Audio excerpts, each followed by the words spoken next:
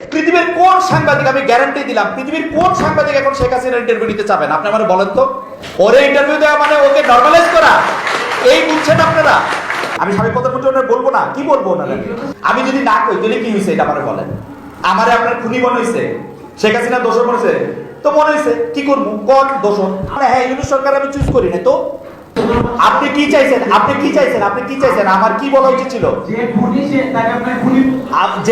আমার আমি যে খুনি এটার বিচার করার তার কোর্টে। আসলে আমি কেন একটা লোককে খুনি বলবো? আমি গতকাল বলছি যে যদি মানে জার্নালিজমের এথিক্সের জায়গায় জার্নালিজম সবসময় যে জিনিসটারে সবচেয়ে মাথায় রাখে সেটা হচ্ছে পাবলিক ইন্টারেস্ট। এখন পাবলিক ইন্টারেস্ট কি জানিয়া জনগণের আগ্রহ আছে।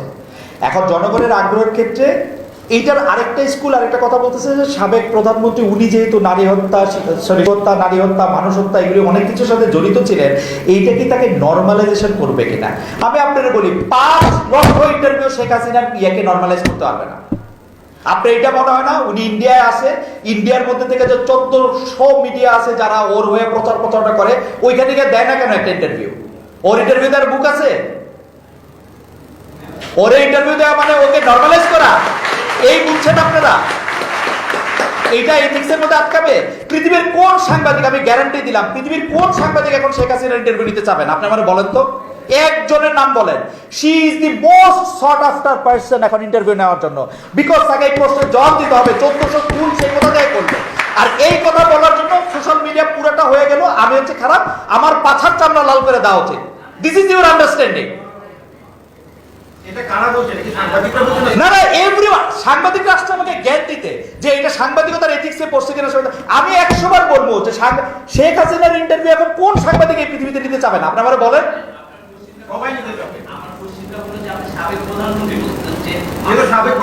সে সাবেক প্রধানমন্ত্রী না।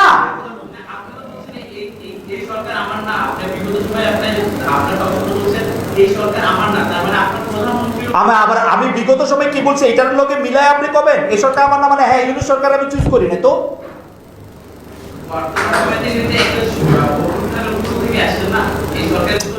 আরে বাবা, প্রধানমন্ত্রী অভ্যুত্থানের মধ্যে আমি এই সরকার না কইছি কারণ হচ্ছে ও গণতন্ত্রের মাধ্যমে আসে না, আমার ভোটের মাধ্যমে আসে নাই। দ্যাটস হোয়াই এই সরকার আমার না। তাই বলে কি আমি সরকারের স্বীকার করি না? আপনার আর্গুমেন্ট আমি বুঝতেছি না, মাইক গুলো কর। মানে এই সরকার আমি আরে ভাই আগে কথা শুনেন, এই সরকার আমার না যে বলছি অন্য অনুষ্ঠানে এইটার সাথে কালকে সাবেক প্রধানমন্ত্রী বলছে এটার সাথে কি সম্পর্ক? আজকে না, ওই যে ঢাকা বিশ্ববিদ্যালয়ের সাবেক প্রধানমন্ত্রী বলছি, মানে এটা কি বললেন একটু বুঝায় বলেন। আপনি যখন ওনাকে সাবেক প্রধানমন্ত্রী বলছেন, এখানে ওনার যে আবার ওনাকে ফ্যাসিস্টও বলছেন না, তখন বিষয়টা হচ্ছে যে দাঁড়ান আমি কথায় কথা দাঁড়ান। আচ্ছা, উনি সাবেক প্রধানমন্ত্রী না হলে এখন বাংলাদেশের রাষ্ট্রপতি কে? বাংলাদেশের এখন কার দ্বারা অ্যাপয়েন্টেড? বাংলাদেশের রাষ্ট্রপতি কার দ্বারা অ্যাপয়েন্টেড? ওনার দ্বারা অ্যাপয়েন্টেড। সাবেক প্রধানমন্ত্রী উনি না হলে এটা কেমনে করছেন এটা উনি? আমি সাবেক প্রধানমন্ত্রী ওনার বলবো না, কি বলবো ওনারা? আপনি কি চাইছেন? আপনি কি চাইছেন? আপনি কি চাইছেন? আমার কি বলা উচিত ছিল? যে খুনি এটার বিচার করার তার কোর্টে। আসলে আমি কেন একটা লোককে খুনি বলবো? আমি বুঝলাম না। এখন তো বললাম এবং আমি ওই যে 2 ঘন্টার আলোচনায় আমি অনেকবার এই প্রসঙ্গগুলি আসছে।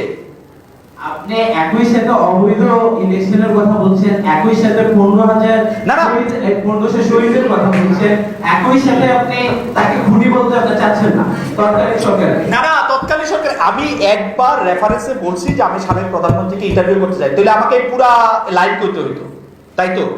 আমি যদি না কই তাহলে কি হয়েছে এটা আমারে বলেন। আমারে আপনার খুনি মনে হয়েছে, শেখ হাসিনা দোষর মনে হয়েছে তো মনে হয়েছে, কি করবো কোন দোষর? আমার মনে হয় এই কথাগুলো যখন আমরা বলি আনিস আলমগীর বিশিষ্ট সাংবাদিক গণমাধ্যম আরেকজনের প্রসঙ্গ বললেন না ভাই, আরেকজনের প্রসঙ্গ বললেন না, টু দা পয়েন্ট বলেন না। মানে এটাতে কি সমস্যাটা কি হয়েছে? এগুলিকে নরমালাইজ করে কি হবে? শেখ হাসিনা আইসা বসে উঠবে? আমি তো আপনাকে বললাম 50,000 ইন্টারভিউ দিলে এটা নরমালাইজ হবে না। আরে ভাই, শেখ হাসিনা যখন ক্ষমতায় ছিল মাইকটা দেন না আপনি, এত খুঁজে রেখেছেন কেন মাইক? আপনি আমার কথা শুনেন, এদিকে শোনেন কথা শোনেন। আপনি মাইকটা দেন, প্রশ্ন করতে দেন। অন্যদের প্রশ্ন করতে দেন। এই যে আমার দিকে তাকান, আমার দিকে তাকান। শেখ হাসিনা যখন ক্ষমতায় ছিল প্রতিদিন 50টা এরকম ইন্টারভিউ উনি উৎপাদন করতেন, 50,000 বার দেখাইতে পারতেন। দেখায়